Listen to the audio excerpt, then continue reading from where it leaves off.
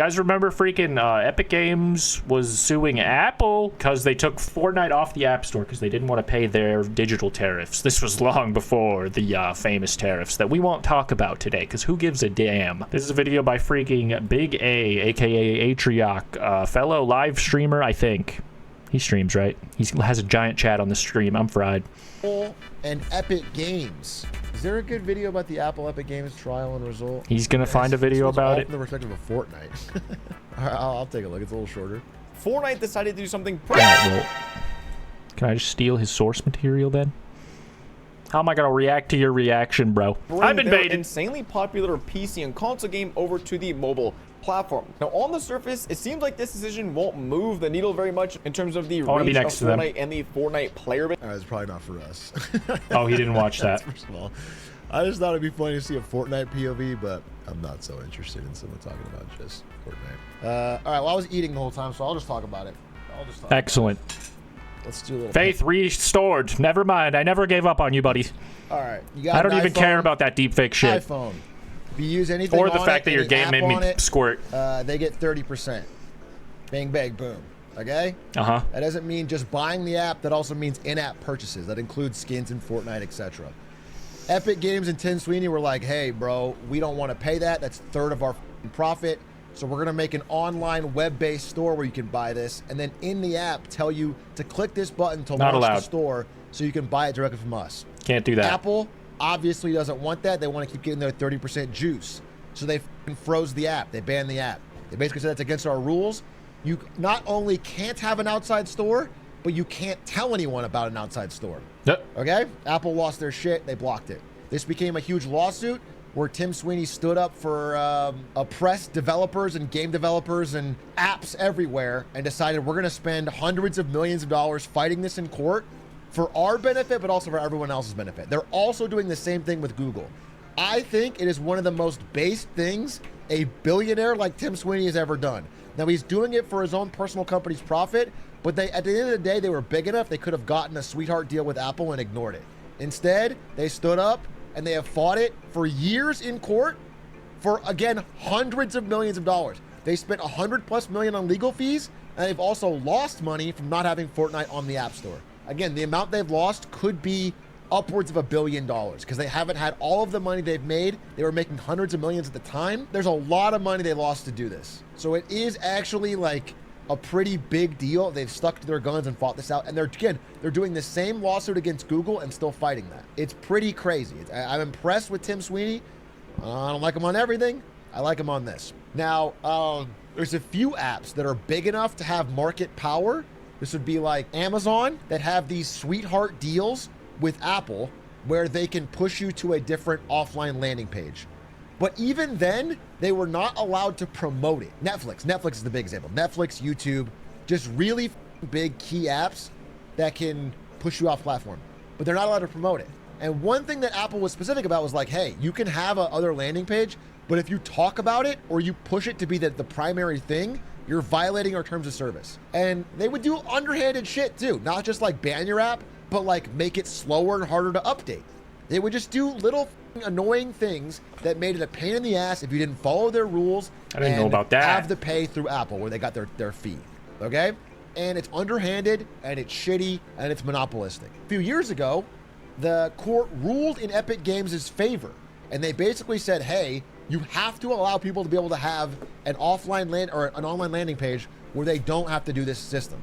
Okay, they have to have a choice. And Apple said, okay, but but you can't promote it. You can't talk about it. You can't do anything.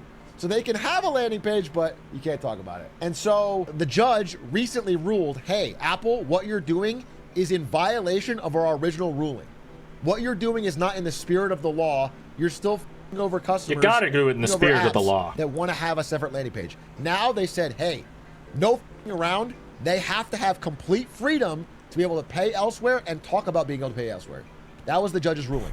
Now, Apple is still going to appeal this, but for now, they have lost in the United States. In fact, this is one of the areas where the U.S. is actually ahead of Europe on regulating a monopoly. In fact, Apple has changed its TOS to be like, you can't do this, this, and this unless you're in America.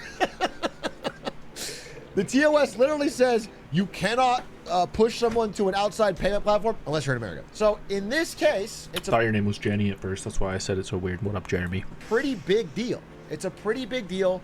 It's pretty impressive.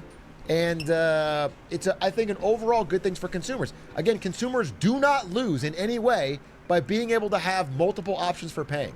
If you really like the convenience of paying through Apple, you can give them 30%. But the developer is allowed to push you to this situation. And what's cool about this is not only does it create an option where the developer gets 100% of their money on the game that they created. They don't have to give a tax to Apple, but it also makes Apple have to compete and make this better.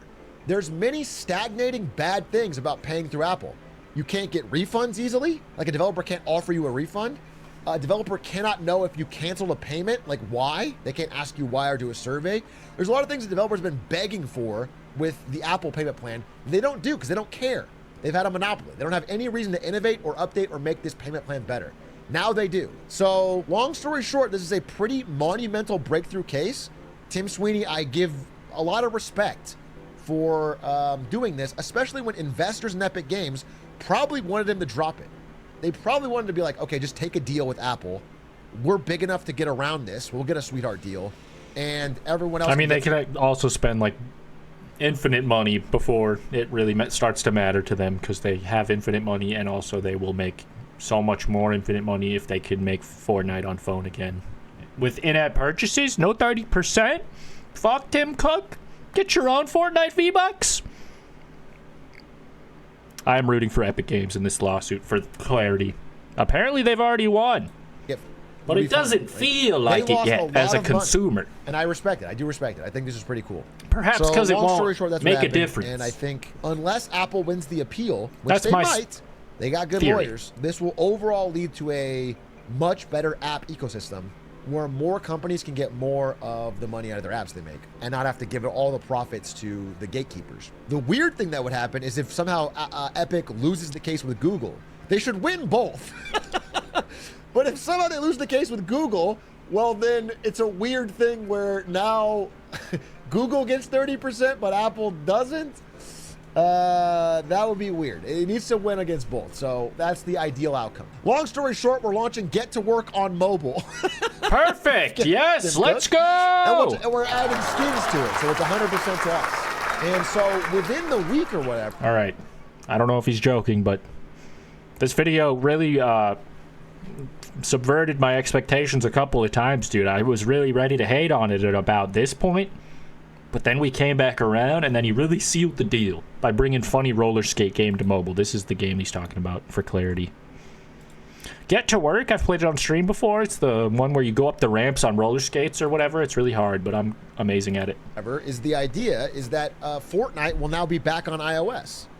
And it will have an easy-to-click button that goes to web where you can buy skins and subs. Which I won't do. You can make in-app purchases without you doing it through Apple. If Fuck that. Apple in any way tries to stop that or make it slower or not let them update or hide the link to go off platform, they're going to get in court. Because the judge was very clear that they'll 100% facilitate. And I guess another big thing will be for Twitch. There should be, for Twitch, an ability to click and buy subs without using in-app payments. Because again, they cost more on iOS because of the 30% cut. Does this open up the door for other payment processors to be integrated into apps, not just external links? From my understanding, no, as it stands. I mean, it opens up the door for sure. It's a step in the right direction. Ideally, we have full interoperability where someone can make their own payment or any type of system, and it happens right in the app. The only reason you should use Apple is if it's by choice because it's better, not for any other. It shouldn't mandate it at all. But I think for now, it's just web. It's just you can click out to web. Patreon's new app right now, after this court case, can now accept web payments. This is right now. You can now get a Patreon. They can easily show you the web version. You can pay it, and there's no Apple cut. This is something that's beneficial. So when that's good. I think freaking Apple actually caused Patreon to stop taking payments from their app for a while, which was like a big shakeup, and it's kind of surprising that they didn't go out of business from that. But I guess they're back to doing good. It's $14.50, which is good. On web, it's $10. I don't have a Patreon, but I think they're a W platform for the most part. Again, the reason Apple wanted to hide this for so long is because it makes their thing look like an obvious tax, which it is. Which it is. Like, Apple has known that if consumers can choose the non-tax version, they will always do it. And so now they have to actually compete. Now they have to actually make it worthwhile in some way. It's like an Apple tariff, dude. So that's what I said, is a good dude. example. This guy's copying me, except for he's the guy with all the info. So I'm glad that worked itself out, as I'm sure the legal system will against the evil iPad man. Shout out Atrioc. For this video, the game I was talking about, you mean? Get to work.